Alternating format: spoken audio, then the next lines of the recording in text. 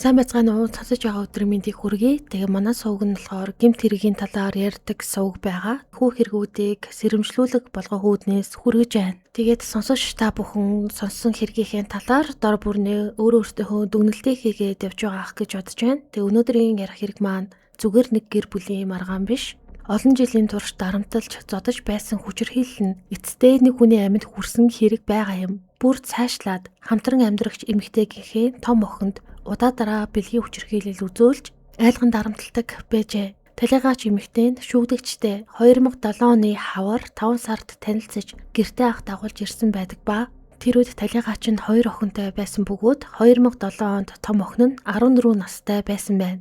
2007 оноос хойш талигаач нь шүүгдэгчтэй хамтран амьдрснаас хойш тэдний дундаас нэг охин мэндэлсэн байдаг.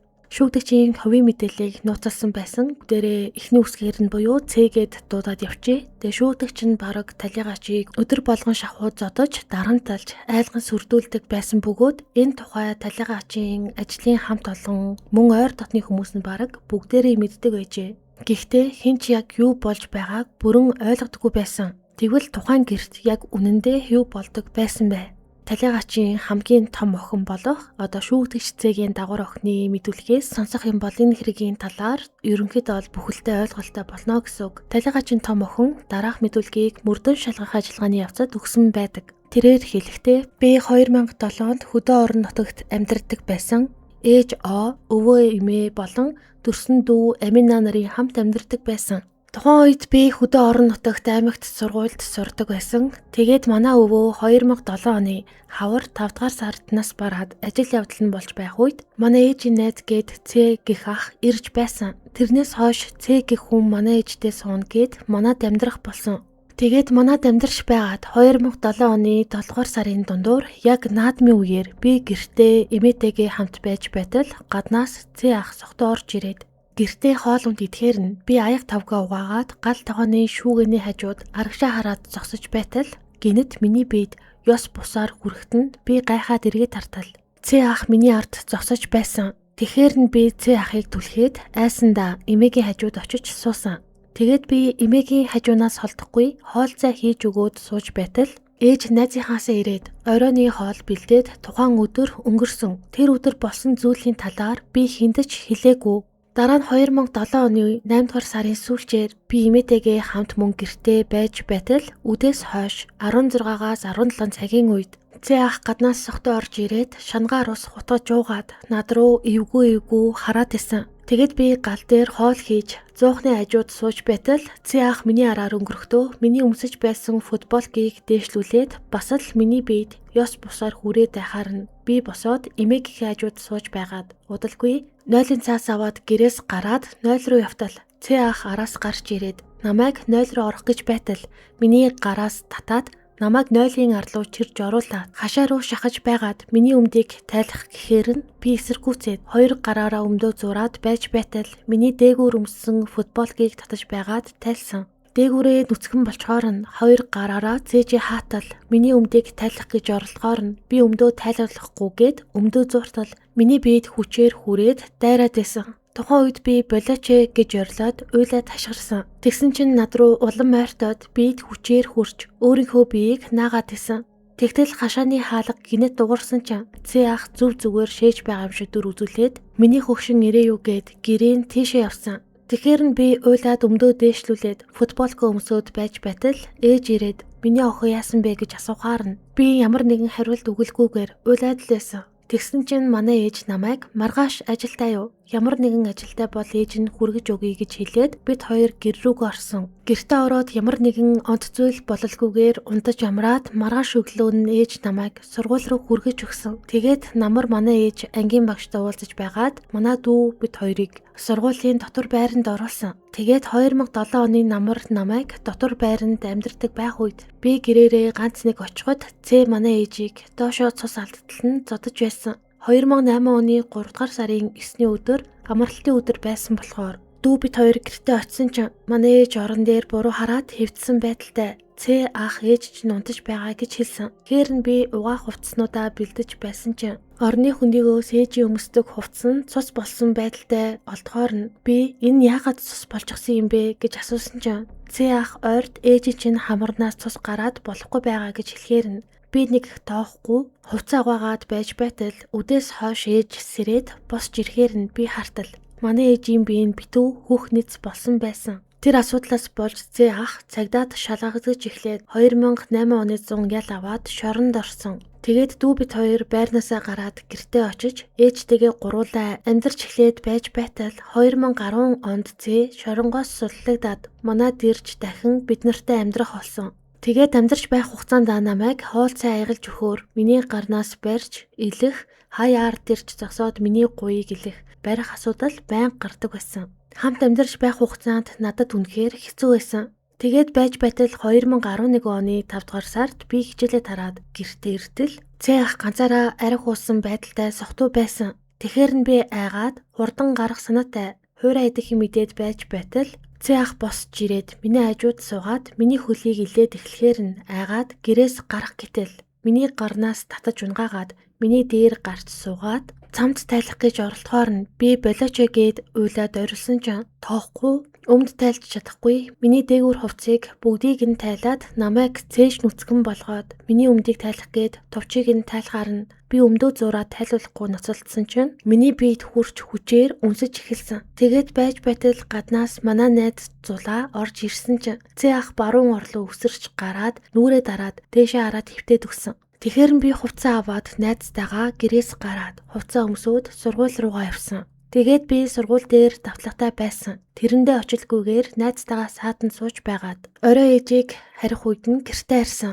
Цээ ах надтай яг дотнд харьцаанд орсон асуудал байхгүй. Гэхдээ миний ээж болон найз тухайн үед ирээгүй бол намайг хүчнэдэж дотнд харьцаанд орох байсан болов уу гэж бодож байна. Цээ намайг хүчнэдхийг завдах үед би болооч гэж хашгираад болж өгвөл хувцаа тайлуулахгүй гэж татаж шангаагаад цааш нь түлхээд зөндөө үтсэн боловч дийлэхгүй байсан. Би тухайн үед 2011 онд сургууль төгснөөс хойш аймагт очиагүй байж байгаад 2013 оны 100 оюутны амралтаар аймгийн суманд ээж рүүгээ очисон. 2013 оны 6 дугаар сарын сүүлээр байх манай ээжийн эгч Сувдаа Улаанбаатар хотоос ирчихсэн байсан. Тэгээд бүгдээрээ аймгийн төвөө сурагшаа манай ээжийн төрсөн ах Баярагийнт очисон. Тэнд очиод Сувдаа эгчгээд хүмүүс арх уусгаасан. Тэр өдөртөө сумандаа ирсгээгээд Сувдаа эгч буцаад Улаанбаатар хот руу явна гээд ээж юм бэлэнгээд дэлгүүр рүү явсан. Би тухайн үед цээтэй цуг гэртээ хойлохнаа үлдсэн. Намайг гэр орноо янзалж байх үед цээ миний гарнаас татаж унгаагаад миний футболог дотор левчгийг тайлаад дээр гараад өмд талхыг оролдоод байсан. Би бахираад өөдөөс нь зодтолдож байх үед Сувдаа эгч орж ирсэн. Цээ шууд гэрээс гараад явсан. 2018 оны 4-р сарын 10-ны өглөө 7 цаг 30 минутын орчим ээжийн ажлын газрын өөрийн эгч над руу залгаад юм ярилгүй шууд уйл харна. Яав ихчээ гэхэд ээж чинь би юм уу? Нүүр ам нь амар болчихсон. Сэхэ амьдруулахад твтэж байна. Та хоёр ирэх үү? Аминаа мэдэж байгаа юу? Та хоёр ирсэн дээр гэж хэлсэн. Би тэгээд уцаа тастаад дүү амин налуу залгаж хэлсэн. Цээтэй уцаар холбогдоод ээжийн би муу сэхэнд байгаа юм уу гэхэд ээж чинь зүгээрээ жаахан даралтанд хэлбэлзээд түр имлэгт ирчихсэн байна гэж хэлсэн.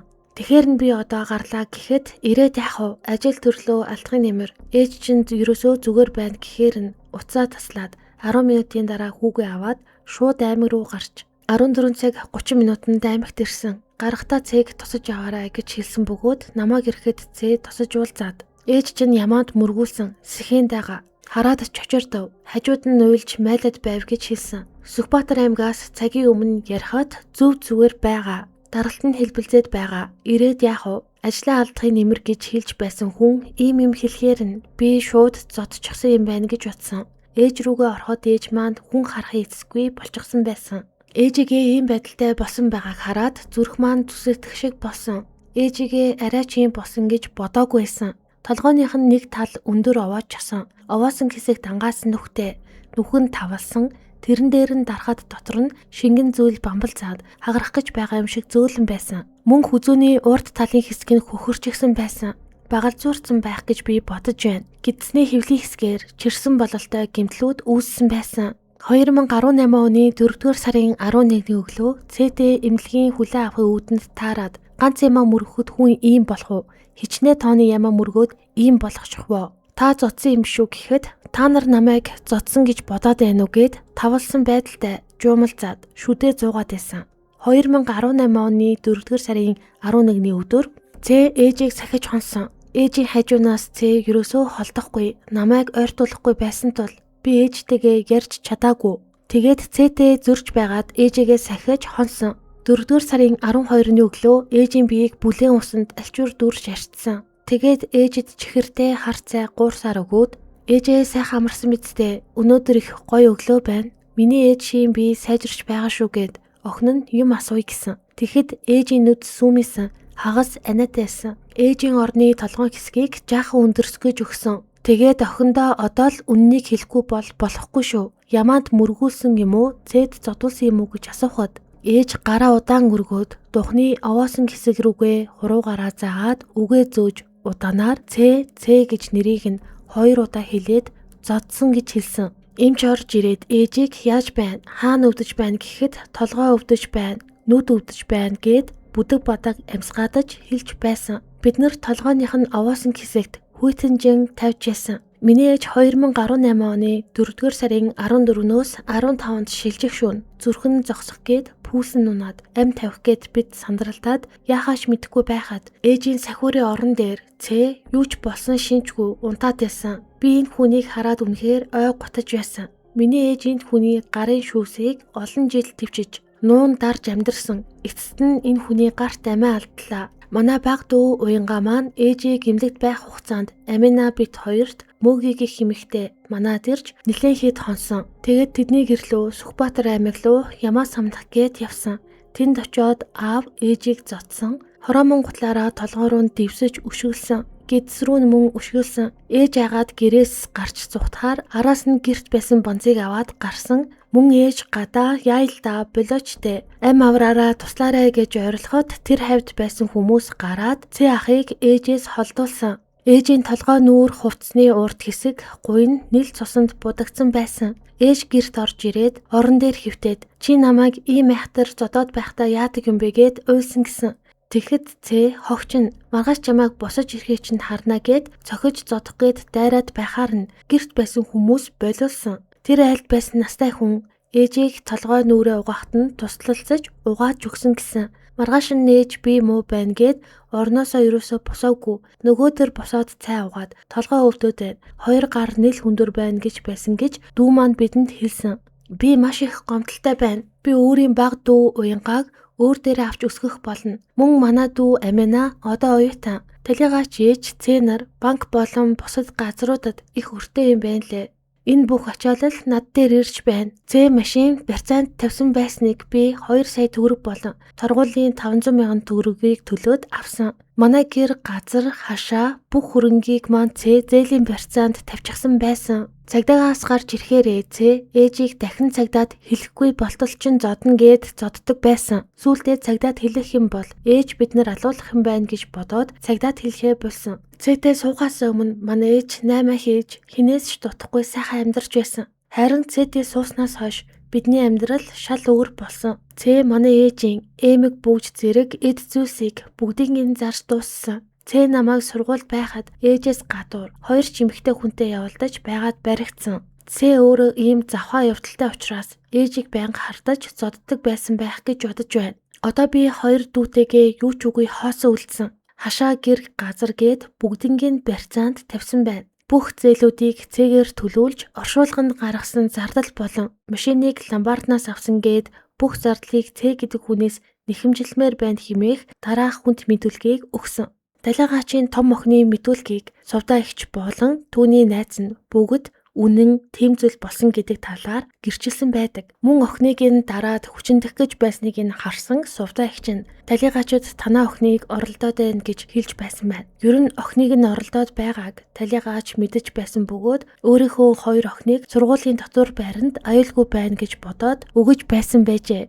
Одоо харин бүгдээрээ гэрч мөөгийн мэдүүлгээ сонсцгоо. Би 2018 оны 4-р сарын 4-ний өдөр аймгийн сумаас суманд ирж танил ах Цэ талайгаачигч болох оонрын гэрт очисон. Ингээд би маргааш нь буюу 2018 оны 4-р сарын 5-ны өдөр шуудангаар Сүхбаатар аймаг руу явна гэж байтал Цэ ах О эгч хоёр ажилласаа чөлөө авчихлаа. Хамт явъя. Очиж ямаа самныгээд цуг явж Сүхбаатар аймаг руу манай аавын гэрт очисон. Замдаа О эгч Цэд арх өгөхгүй. Хол замд машин бариад явж байна гэд арх өгөөгүй.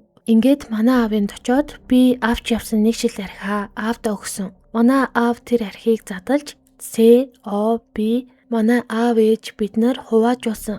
Ингээд Цэ нэг шил арх гаргаж аавд өгсөн. Би аавын задалсан 2 дахь шил архинаас сууж байгаад зарим зүйлсийг одоо санахгүй байна. Тэгтэл О эгч Цэ ах хоёр хоорондоо маргалдсан.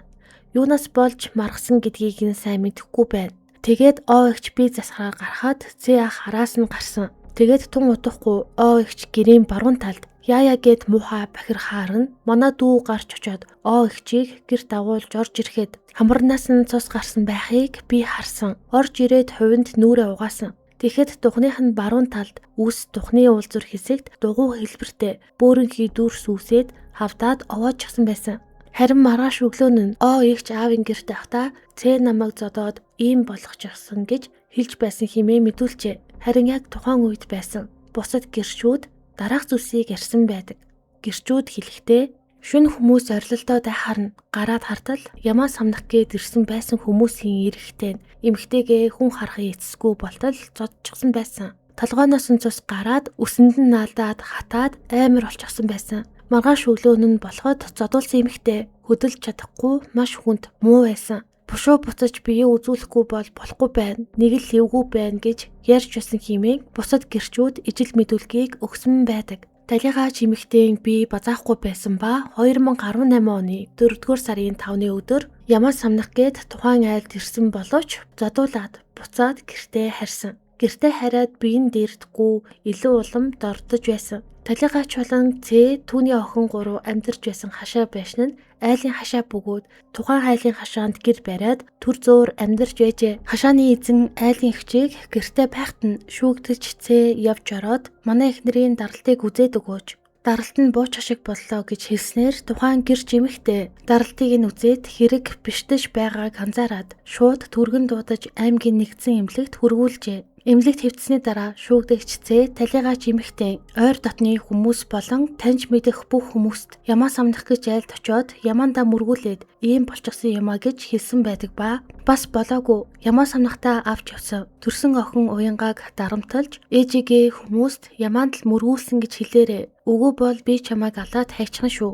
Олон юм ярил хохин шүү гэх мэтээр хөлнийхөө түрүүнд хийсэн хутгаа гаргаж ирээд үзүүнд нь тулган айлган сүрдүүлжээ. Мөн ямаа самнах гэж очисон өдрөө гэрч мөөгийг талигаач эмэгтэйг өмөөрлөв хэмээн нүүрлүүн хөшөглөж зодсон гэдгийг насанд хүрээгүй бага насны гэрч болох Цэгийн төрсөн охин уянгаа мөрдлөгийн явцад ярьсан. Өөрийнхөө төрсөн охинд гаргаж байгаа ааш авраас харахад шүүгдэгч нь сайн хүн байх ямар ч үндэслэл байхгүй бөгөөд төрсөн охиноо хүртэл ээжигээ өмөрлөө гэдэг шалтгаанаар зодддог байсан байжээ. Үүнээс болж охин маш их айдастай болсон бөгөөд хэрэг явдал болсны дараа хүртэл гэрээсээ гарч бие засахдаа заавал нэг хүн дагуулж 0 ордог байсан бөгөөд үүнийгээ эгчтэй тайлбарлахдаа аав хурж ирээд зодвол яах вэ? Би маш их айж байна гэж ярьж байжээ. Мөн тэгээд шүүгдэгч нь өөрийнхөө дагвар охин болох Аминаг бас хамт амьдарч байх хугацаанд зодож байсан байлээ. Гэрч Амина шүүхийн мэдүүлэгт дараах мэдүүлгийг өгсөн байдаг.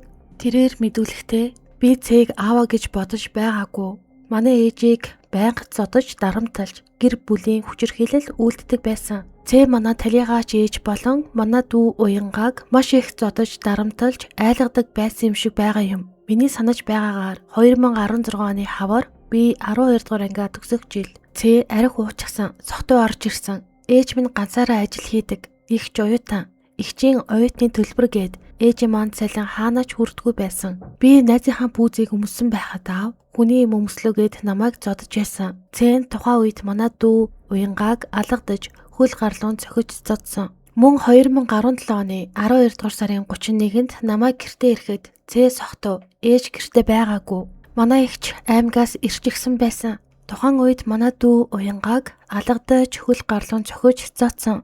2015 оны намар Цэн арх уучаад бас ээж намайг болон уянгаа бид 3-ыг зодож ясан хэмээх дараах мэдүүлгийг өгсөн. Талигач нь охтуудтайгаа үнэхээр хэцүү нөхцөл байдалд амьдардаг байсныг хамт ажилладаг хүмүүс нь зах зугаас нь мэддэг байсан байлээ. Тэг яагаад гэхээр хамт олонний нийллэг ямар нэгэн зүйлийн мөнгө хураах шаардлагатай болдог байхад цэгээс мөнгө авч өгнө хэмээн ярьдаг байсан байна лээ. Тэг өөрөө ажил хийж байгаа мөртлөө 5 төгрөгч зарцуулах эрх байхгүй. Үнэхээр одоо маш дарамтанд амьдардаг байсныг олон гэрчүүд баталж нотолж ярьсан байдаг. Мөн тэгээд өмсөх хувцас одоо бараг байхгүй. Цэн талигаачид шинэ хувцас авч өгдөггүй. Хамт олон нүунийг нь мэддэг болохоор өөрсдөөсөө бас хувцас илүүчлээд талигаачид өгдөг байсан байна. Үнэхээр маш хэцүү нөхцөл байдалд одоо ээж охтууд амьдардаг байсныг маш олон гэрч баталж нотлон гэрчийн мэдүүлгүүдийг өгсөн байдаг.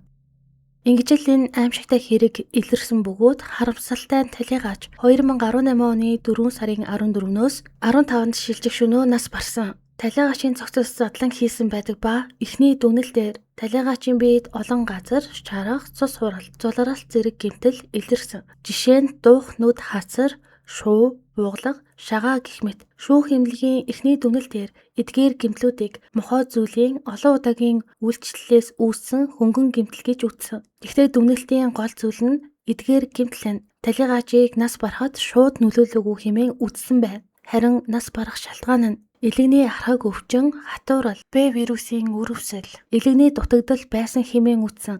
Эмнэлэгт зохих тусламж үзүүлсэн ч амь нас нь аврах боломж бага байсан хэмээн дүгнэлт гарсан. Харин дараагийн шинжээч нар талигаачийн цусны үзүүлэлт, лабораторийн мэдээлэл, биеийн байдлыг нь наривчлан судалсан. Тэдний тайлбар нь ижилхэн боловч нэг чухал ялгаа бий. Талигаачийн элэгний өвчин нь архаг байсан. Гэхдээ ийм хурдан хугацаанд элэгний дутагдалд орж үхэх ёсгүй. Гэвч тухайн үед бие мах бодит учирсан дөргийлт, цохилт, сэтгэл санааны дарамт нь өвчнийг хурцдагч элэгний дутагдалд хүргэсэн. Өөрөөр хэлбэл зодуулсан нь шууд үхэлд хүргээгүй. Харин өвчнийг хурцдагч нас барах эрсдлийг нэмэгдүүлсэн хэмээн шинжээч эмчнэр дүгнсэн. Ингээд шүүгдэх цэцэг энэ хэрэгт буруутай гэж үздсэн бөгөөд шүүхээс түүнд насанд хүрээгүй хүүхдийг давтан хүчирхийлэхийг завдсан хэрэгт нь 2 жилийн хорих ял, бага насны хүүхдтэй гэр бүлийн хүчирхийлэл үйлдсэн хэрэгт нь 1 жилийн хорих ял, мөн гэр бүлийн хүчирхийлэл үйлдэж хамтран амьдрах жаа хөнөөсөн хэрэгт нь 13 жилийн хорих ялыг тус тус оноогоод нийтдээ 16 жилийн хорих ялыг оноосон ба тухайн ялыг хаалттай хорих ангид эдлүүлэхээр шийдвэрлэсэн.